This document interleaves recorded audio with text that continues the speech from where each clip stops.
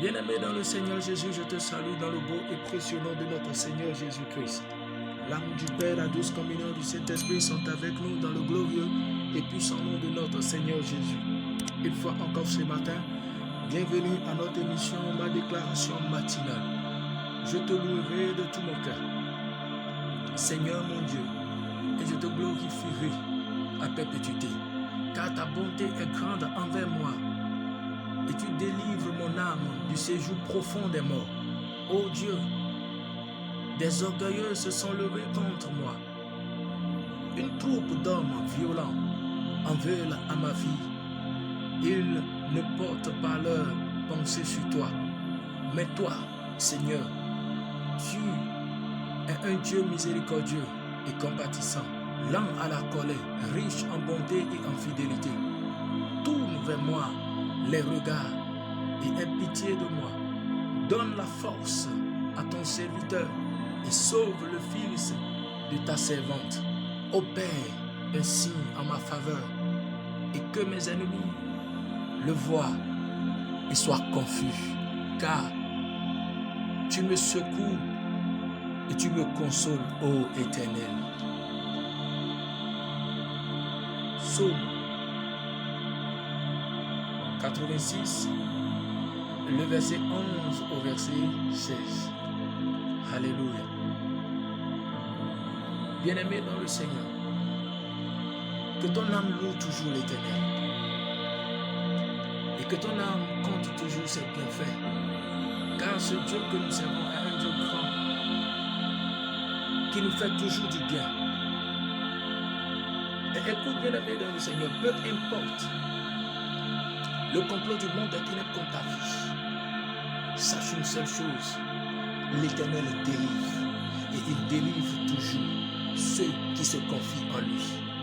Confie-toi juste en lui et tu verras l'expression de sa bonté se renouveler chaque jour dans ta vie. Et ceux mêmes qui te poursuivent finiront par dire: nous te respectons parce que tu as un Dieu. Nous te respectons parce que tu connais un Dieu plus grand que nous n'avons pas connu.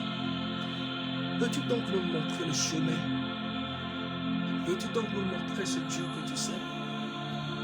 Le psalmiste dit: car ta bonté est grande envers moi, et tu délivres mon âme du séjour profond des morts.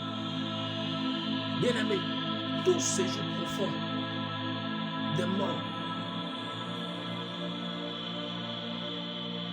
dans lequel on a appelé ton âme, sache une seule chose: tant que tu crois en l'Éternel et tu as les regards fixés sur lui, là-bas, ce n'est pas ton âme qui répondra, mais c'est plutôt le feu dévorant de l'Éternel qui répondra à la place de ton âme, afin qu'on sache que c'est lui qui apporte la délivrance. C'est pourquoi ne permets pas à ton âme de voir ce qui se passe aujourd'hui ou de penser à quelque chose qui est passé, pour commencer par se plonger dans l'amertume, pour commencer par se plonger dans les plaintes, pour commencer par se plonger dans les doutes et autres. Parce que du moment où tu cèdes à la peur, du moment où tu cèdes à l'amertume, du moment où tu cèdes au doute, bien-aimé dans le Seigneur, tu ouvres une porte à l'ennemi afin qu'il puisse t'atteindre et opérer. Mais tant que tu as le regard fixé sur Dieu, tu gardes la foi, tu gardes la persévérance, la confiance en l'Éternel, bien-aimé, tu verras que sa bonté s'exprimera par une grande délivrance et tu pourras témoigner de sa fidélité. Le psalmiste dit: oh, des orgueilleux se sont levés contre moi. Une troupe d'hommes violents en veulent à ma vie. Ils me portent par leurs pensées. Ils ne portent pas leurs pensées sur toi. Mais toi, Seigneur, tu es un Dieu miséricordieux et compatissant, lent à la colère, riche en bonté et en fidélité. Bien-aimé, ce matin, je voudrais te dire d'espérer toujours en la bonté de notre Seigneur et en sa fidélité.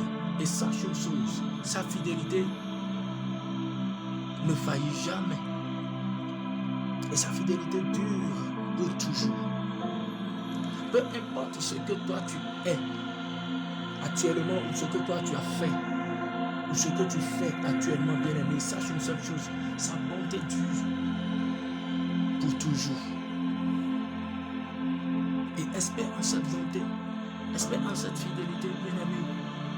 Et sache une seule chose, lui qui a dit, je serai avec toi jusqu'au dernier jour, sache qu'il est avec toi.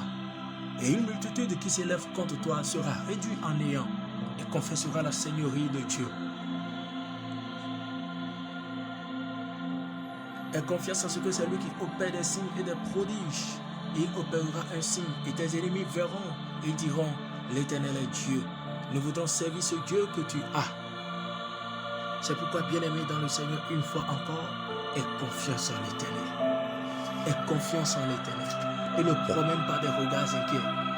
Ne doute pas de ce qu'il est capable de faire pour toi dans le nom de Jésus. C'est pourquoi ce matin, tu vas déclarer avec moi. Béni soit Dieu. Béni soit celui qui m'a aimé et qui a toujours son regard fixé sur moi. Béni soit celui qui m'a aimé et qui renouvelle pour moi sa bonté et sa fidélité. Je décrète au nom suprême de Jésus que l'Éternel est mon bouclier. Il me garde et il me protège contre toute piège du monde des ténèbres contre ma vie. Je déclare que des multitudes qui s'élèvent contre moi tombent sous le pouvoir du Très-Haut qui m'a appelé à lui pour manifester sa grandeur, sa gloire sur cette terre des vivants dans le nom de Jésus. Je décrète au nom suprême de Jésus que tout complot du monde des ténèbres contre ma vie échoue. Car Christ règne et il règne à jamais dans ma vie, dans le nom suprême de Jésus. Il opère un signe en ma faveur et mes ennemis le voient et sont confus dans le nom de Jésus. Il me secourt, il me console. Il me fait du bien, il me sauve, afin que je puisse porter à jamais son nom partout, jusqu'aux extrémités de la terre dans le nom de Jésus. Je décrète que le piège de l'ennemi dans ma vie, dans mon emploi, dans mes projets, sont maintenant ôtés dans le nom suprême de Jésus. Je décrète que le piège de l'ennemi dans mon mariage, je décrète que le piège de l'ennemi dans mon foyer, je décrète que le piège de l'ennemi dans mon ministère sont ôtés par la puissance qui a ressuscité Christ d'entre les morts. Et voilà, ceux qui tentent des pièges contre moi tombent dans leur propre piège au nom de Jésus. Ils tombent dans leur propre piège. Ceux qui creusent des trous afin que j'y tombe, tombent eux-mêmes dans leur propre trou dans le nom de Jésus. Car l'Éternel ne tient pas sa main puissante. Il me garde.